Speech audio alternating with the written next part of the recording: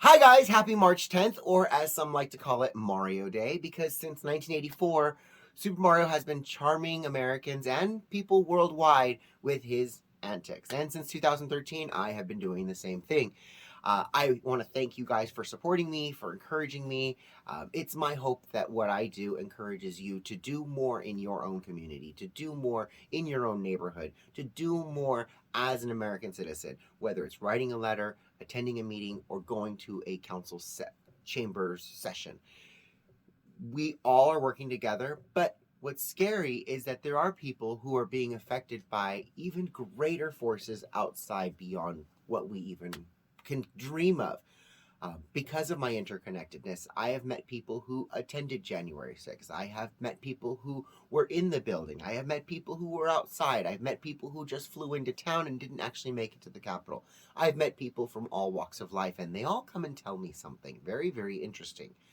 They're being targeted nefariously by forces beyond their control. One example is my bank's accounts are mysteriously closed. I was a J6er, and all of a sudden, my bank's account got shut down. I was in the middle of getting ready to pay my bills, and I couldn't. I had to move to another bank, pull my bank, go through hoops and wah to finally get my money so I can move it to a bank that's going to support me. This is happening to more than just one person or two people. This is happening to people around the country. Laura Loomer can no longer have PayPal, Venmo, or even a Chase account, and neither can Enrique Tarrio.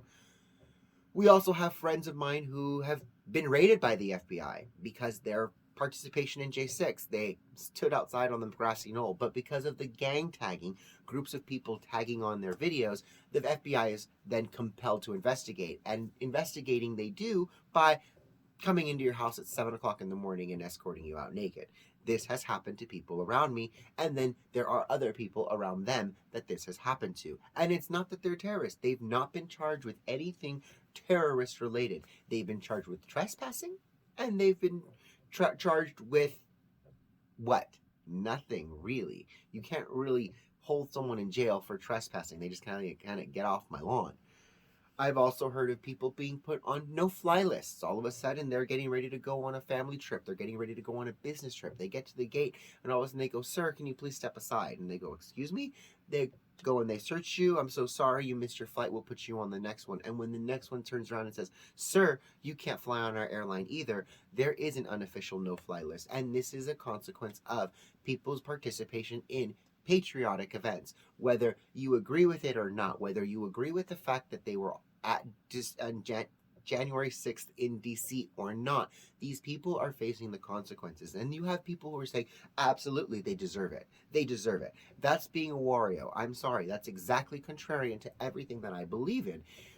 When you say, well, that's what you deserve because you walked into that building, I would love for you to have that same energy when you say that about the people who destroyed and burned buildings all through 2020. It was very, very dangerous. It was very scary. And we had the media turning around going, well, it was a fiery but mostly peaceful protest as the buildings behind them are burning to the ground.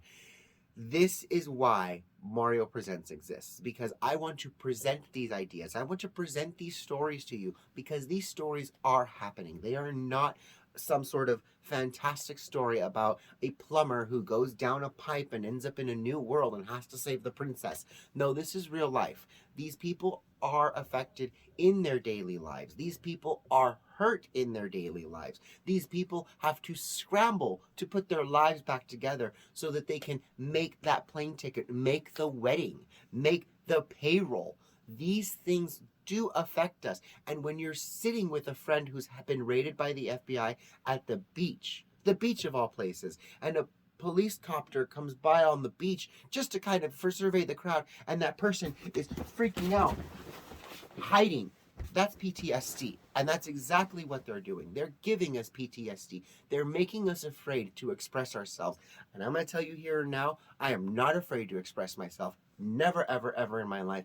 And today, on March 10th, well, listen to Mario. All right, guys. I'll talk to you soon. I love you all. Mwah! Bye, guys.